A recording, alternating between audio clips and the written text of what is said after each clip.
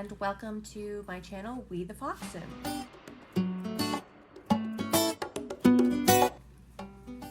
So today I am going to be going over what I read in November.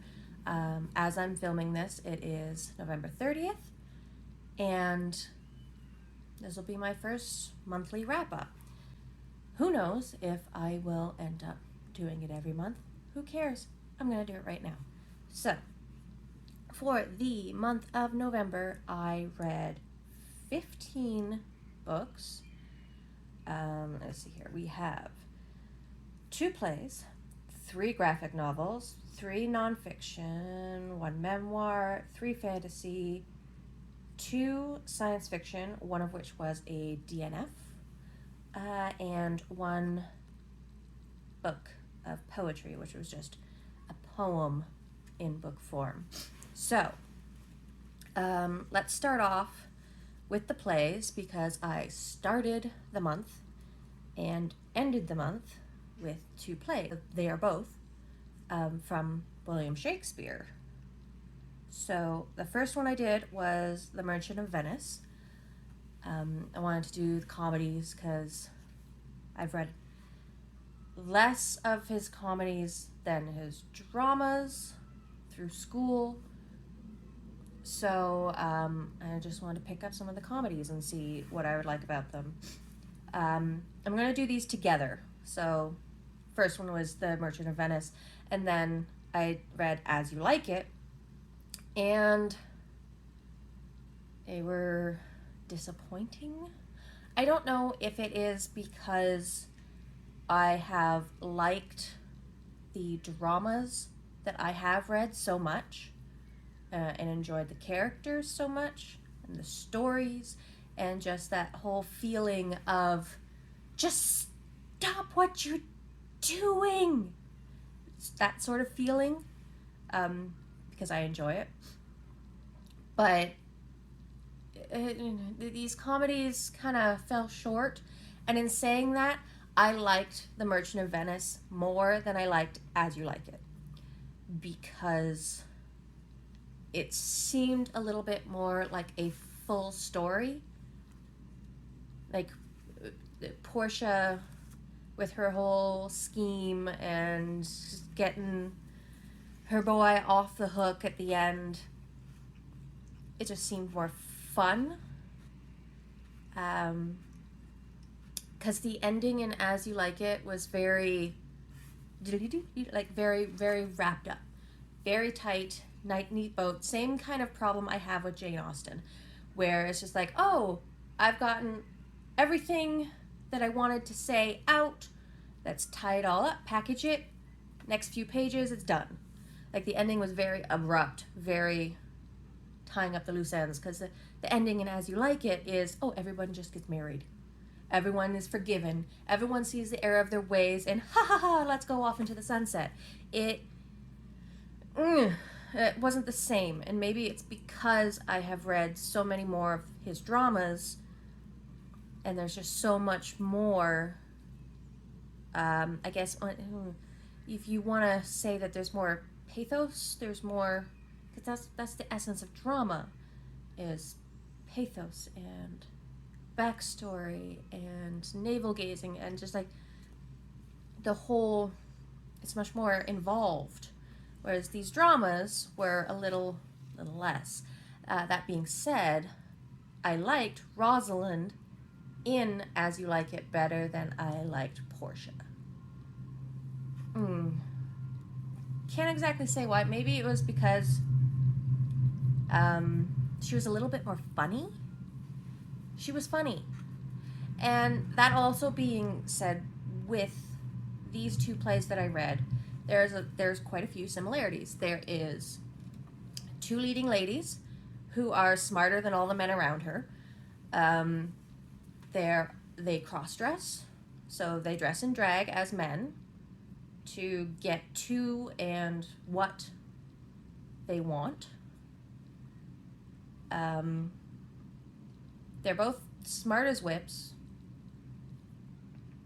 And there's the one part in As You Like It that I really enjoyed and actually laughed at was towards the end, where all of the players are coming together. So there's, I believe it was Phoebe, Audrey, and Rosalind, and I forget the men's names because they were so unimportant. I think it was Orlando, Shepherd. Okay, all the main love interests are getting together and having a little like dialogue, and Rosalind is trying to make it so that everyone can show up at the same time, and she's in drag at the time, so they all think that she is Ganymede, which is the name that she picked for her drag persona, her cross-dressing, her man's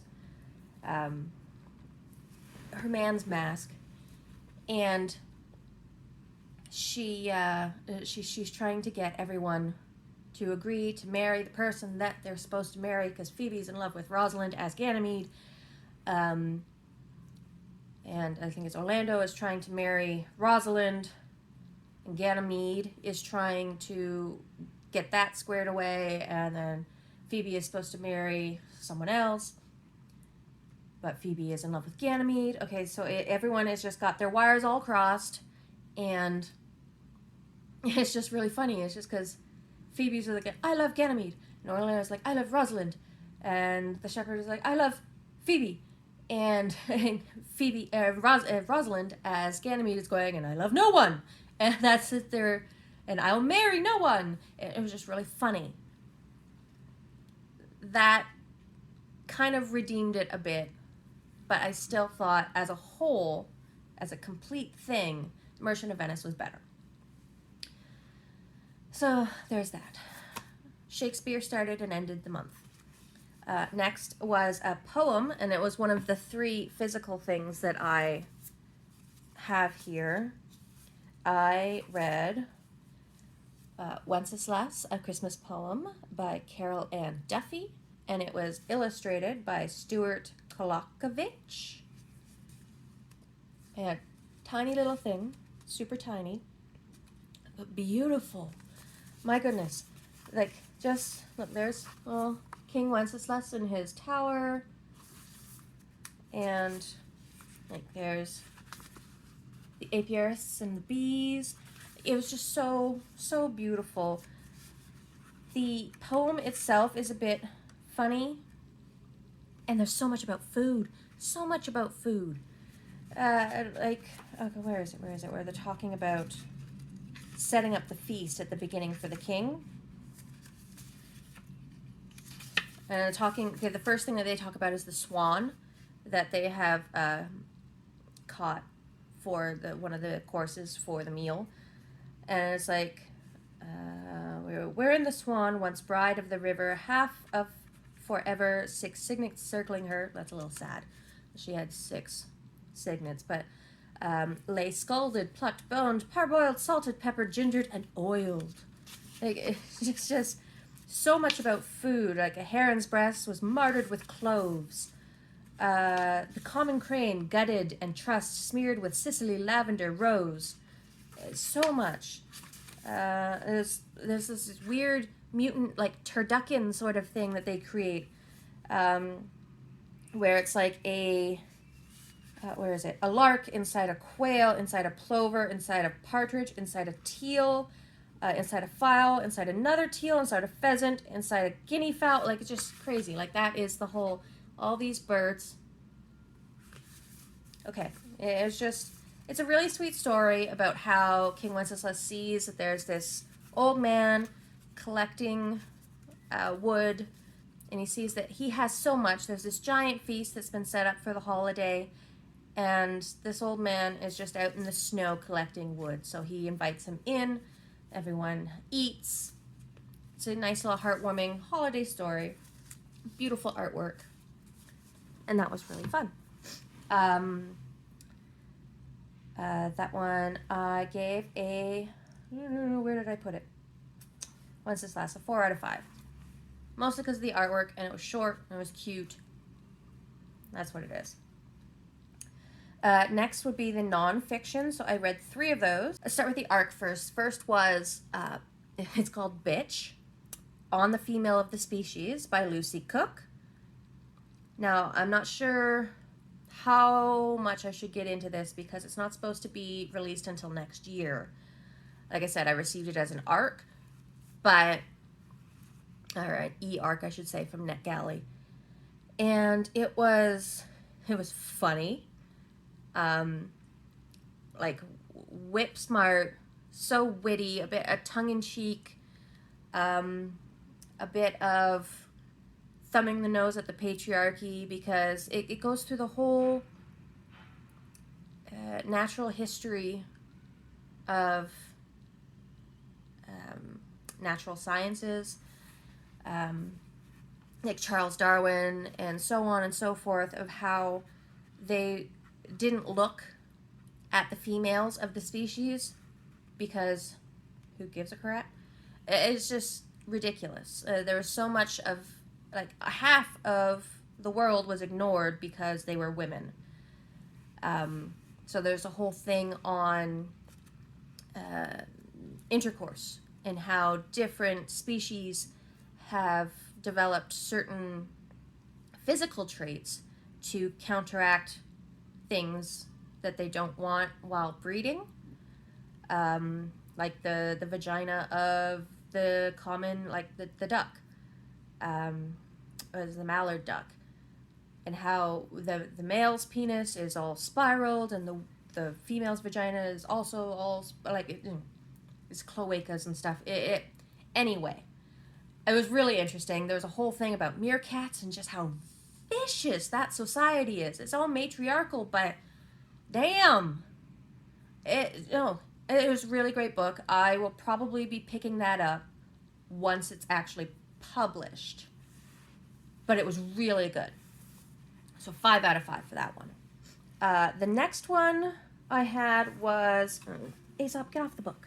10 Things Video Games Can Teach Us About Life, Philosophy, and Everything by Jordan Erica Weber and Daniel Griliopoulos. This one right here.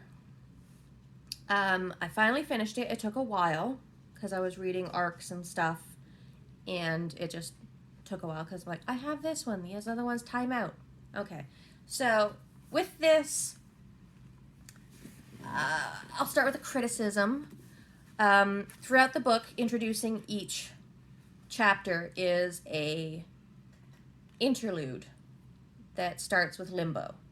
And it's these 2 characters, I don't know why they're called these, so Louisa and Maria, and it's just dialogue between the 2 of them. And it's, I think, supposed to be funny, but I didn't really find it all that funny. And they're supposed to, I guess, be introducing each concept, and it just didn't hit for me. I could have done without those little interludes. Someone else might find it interesting. It just did not hit for me. Otherwise, it's a really good book. It's a bit of a whistle-stop tour of philosophical tenets. So, like, what is consciousness? What is identity? What's other things that I cannot remember right now? Well, yeah, what is reality? And the thing about free will, that was pretty cool. Like utilitarianism, virtue, deontology, politics, and the morals, ethics, and killing, dying, and coping, all being related through storylines in video games. So one of the, 3 of the series that they actually lean on a lot, there is BioShock. So BioShock, BioShock 2, and BioShock Infinite especially, dealing with identity. There is Mass Effect, and I think it's Mass Effect 2 and 3 that they do it the most, talking about ethics and politics, and identity and sentience. And then there is Far Cry, they use quite a bit as well. I think it's 2, 3, and 4 that they lean on a bit. And then there's some other ones that are peppered in, but those 3 series show up quite a bit in relation to quite a few of these. And it is actually a really well thought out, well written, like I said, whistle stop tour. So it's not super in depth. It's in depth enough that even a layman, who I consider myself, like, I know a little bit about philosophy. I know a little about video games, like less than I know about philosophy. I'm not a huge gamer. I bought this for my husband, but it's a book, so I read it. And it really explains the philosophies through the video game narratives and characters and the writers, and they interviewed many of the writers and developers to get them also to explain what their process, what their motivations were for these choices in these games. And I thought that was really good. I thought that was really interesting, insightful sort of read. So for that one, I gave it a 4 out of 5 because I'll probably never read it again. But it was enjoyable and interesting, and I learned something. The last nonfiction that I read was Cinderella Ate My Daughter, Dispatches from the Front Lines of New Girly Girl Culture by Peggy Orenstein. And that one was a audiobook that I got from the library. Now, this was published in 2011, and I feel like it has dated itself. There are some things in it which still hold true, but I wonder what it would look like now updated with the Me Too movement, with Black Lives Matter movement, with the whole argument of white feminism versus black feminism versus BIPOC feminism, and post-pandemic, what those things would have affected these same stories a little bit in conjunction with the whole girly girl culture thing. That being said, it was a really fun read. It was good to read this book. The author, I believe, I think she describes herself a little bit like a hippie feminist, and that resonates with me quite a bit because I didn't like girly girl things as a child. I really avoided what I called the pink aisle when we went to stores. I wanted nothing to do with Barbies, nothing to do with the color pink, nothing at all. But growing up like that, matriculating into adulthood, womanhood, trying to find your own femininity, while still trying to rage against what patriarchy thinks femininity is difficult. And I think that though it is dated, that this book really does it does discuss those in a way that is interesting and still a little bit relevant, though some of the things may be dated. And I think that the author found that some of her prejudices against what she thinks is girly were not as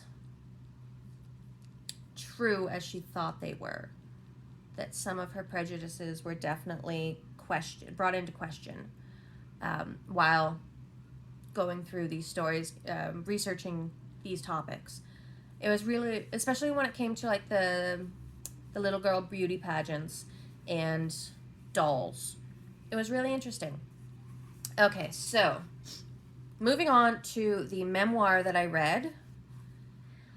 It was a ride.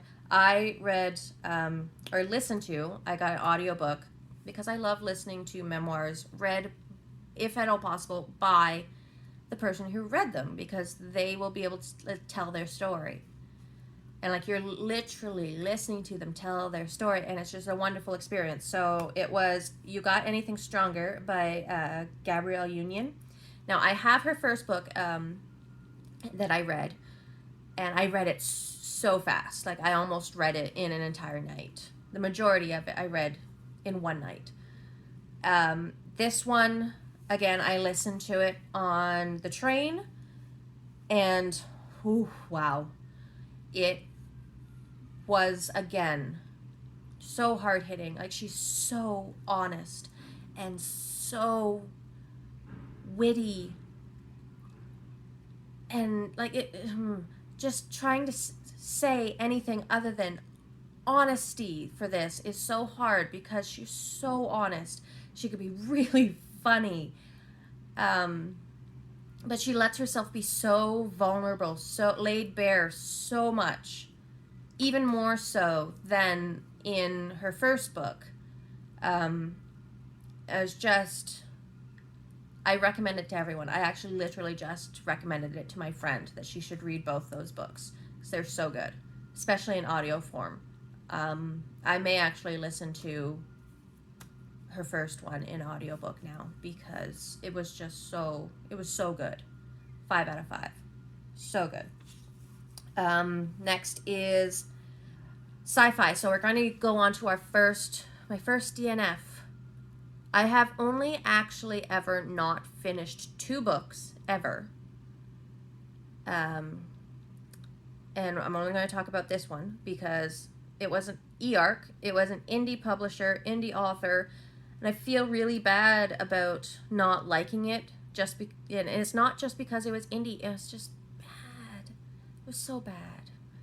And it was Space Tripping by Patrick Edwards.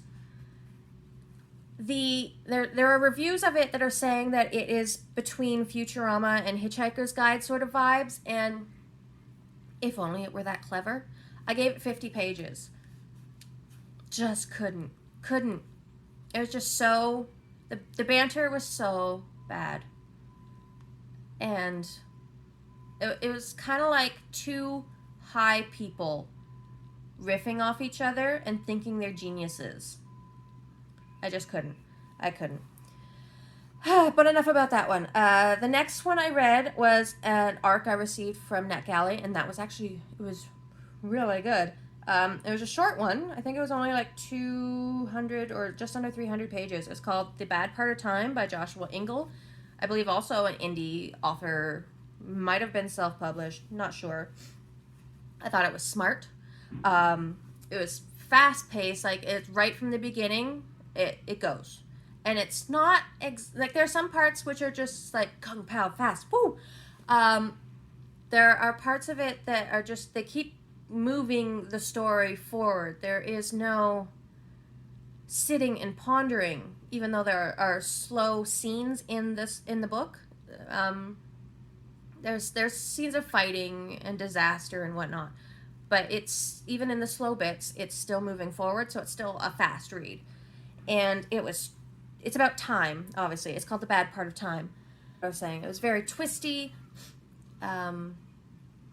It's about an apocalypse. There is questions about whether time is fixed, or if you have free will and you can actually change things. And spoiler, one of the fun things about this is that both parties are right. I'm not going to explain any more about that. It is actually a really fun device in the writing style. And the characters are fun. They're not, there's no overdevelopment of character in this, because it's a very fast, short story, but you get a lot through what is said and just how characters act and everything. The only part where it fell apart was the very end. I didn't quite get how the ending happened. Might have to read it again, but it was fun. It was a fun book. If you like weird time travel sort of things, you might enjoy this one. So that was The Bad Part of Time by Joshua Ingle. So yeah, 4 out of 5 for that one. And we're in the home stretch. Okay, so I did graphic novels. We'll start with one that I read. I got it from the library, and I think it's a middle grade sort of story. It was Star Pig, and it was written by Delilah S. Dawson and illustrated by Francesco Agustin. And it's cute. It's a dramedy, so a little bit more on the comedy side, because there's some life-threatening things that happen, but it's cute and funny. There's no swearing, although they act as if they swear. There's just like, what in the floor? Or something like that. That's not a direct quote, but there's words in place of common swears so that it is appropriate for younger audiences. Also, one of the main characters is a tardigrade, a giant tardigrade. He's so cute and he's so funny. It's like the whole trope of alien, stranger in a strange world, sort of, I don't quite understand all of your customs sort of thing. That's Theo, the tardigrade's personality, and it's so cute. As like the main character, Vesh, she describes panic attacks as fake dying so that he'll understand. And so he's always going like, are you fake dying right now? Are you about to fake die? It was super cute. It's like a buddy story. The artwork was cute. A little bit like your standard comic book sort of artwork, but bright, clean lines, adorable. It's very cute, and I would recommend that one for anyone who likes middle grade cute sort of graphic novels. Star Pig, 3 out of 5 because it was cute, adorable. I'm never going to read it again, but it was fun. It was a fun read. And then I got another ARC from NetGalley, and I believe it was the Naval Institute Press. So the U.S. Navy gave me an ARC. And it's called Four-Fisted Tales, Animals in Combat by Ben Towles. Now, I know a little bit about animals in combat because of podcasts and whatnot. Just information that I have garnered throughout the years. But this was cute. Some of this I already knew, and some I didn't. There was a bit about slugs that I didn't know, and that was cool. The artwork is just gorgeous. The artwork is gorgeous. It's all in this like sepia sort of tone, which really lends itself to, war stories, because you always think of, even the modern stories, you always think of them in sepia tones for some reason. So it goes together very well, and it's really good. It was just a beautiful intro to these type of stories that you don't really hear about that often. So anyone who is interested in a quick introduction to animals that have been in combat alongside us, whether being used or for scientific reasons or combative reasons, it was a really good read. And last, I'm gonna gush a bit because oh my god, the last graphic novel that I read was Lore Olympus, Volume 1 by Rachel Smythe. So, as some of you may know, that this started as a webtoon comic, and I remember before this was even announced that it was going to go into print, I think I commented on one of the episodes just being like, this needs to be a physical book, I will buy it. And I did. I pre-ordered this, and then it showed up, and I was like, whee! It's only the first 25 episodes, and I think there's almost 200 now, so there's going to be quite a few volumes, but oh my god, I get warm feelings every time I think about this and every time I read it. I've read it a few times already, and this is what I feel like. I feel like this cute little drawing of Persephone right here. This, for those who don't know, is a retelling of the abduction of Persephone story, which is a bit of a misogynistic. The original seems misogynistic to me. I think that this is what might be a little bit more closer to the truth, but that's just my little teen heart. wanting this to be true. Can I just say, full on fell in love with Hades. Full on fell in love. Like, he's my favorite color. He's blue. He is gorgeous. He is funny and chivalric and just, so much. I can't even. Like, just, I don't know what it is. I love the big pointy nose. Anyway, the artwork is gorgeous. It is very bright. Even the dark colors are bright and punchy, and it's just so flowy and cute. And for anyone who likes like chibi stuff in anime and manga, will love some of this. Some of it is inspired by the certain tropes used in that. And it's just beautiful. It is a beautiful love story, a beautiful retelling of Hades and Persephone. Beautiful. Just, I've already read it, I think twice, in physical book form, and I have read it on webtoons as well. So, enough gushing about that. I have 3 more left. 2 of which were e-arcs again, that I received from NetGalley. There's the Bone Wars by Aaron Evan and Leather and Sage by Taylor Shepard. Okay, so Bone Wars. I really wanted to like this. I really did. I wanted to like it because it's an indie author, indie publisher, and I really wanted to like it, to support it, to support indie artists. So it's supposed to be archaeologists discover that dragons existed. And then they go on this huge whirlwind tour of trying to uncover this conspiracy that this one order has been suppressing that dinosaurs existed. Another order who has been trying to preserve that history, if in secret. You would think that would be fun.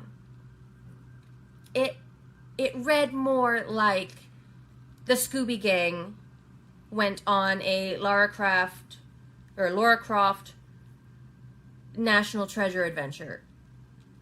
It was like the writing, the banter was 60s level Scooby-Doo sort of banter. The old man in the mask sort of, like the 2 orders. Like, you thought this would be fun. You would think on paper it would be fun, but it's not. It was a slog. And I really wanted to like it. Because dinosaurs and dragons. But no. Just a hard no. On the flip side, Leathers and Sage was more entertaining. It was like a YA sort of fantasy. It was a fun sort of... It was a fun sort of magic system with poultices. So you have to make these physical things to get magic to work. So that was fun. It was a really interesting, unique origin myth for vampires. Can't really tell if it is supposed to be set in modern day or if it's later on, earlier on. There's no real place in time that it really tells you. You can kind of guess, and even if it's in the real world or some made-up world, you're left to guess. But it starts like immediately, and it keeps going, and you kind of feel bad for everybody. You feel bad for the little sister, you feel bad for the older sister, you feel bad for everybody in town. Witches, vampires, spirits. It was fun. It was good enough for me to want to read the next one, which I think is going to be coming out soon. Oh, it got my attention. It was unique. It was fun. It was cute. Sure, why not? And the last one, the Bone Shard Daughter. I've heard a lot about Bone Shard Daughter on BookTube, and I have an unpopular opinion. I gave it maybe a 3.85. Lynn is annoying. We need to admit she's annoying. She's got daddy issues. She's just whining all the time. She's like Louis in the Vampire Chronicles, just always whining and whining. Just stop.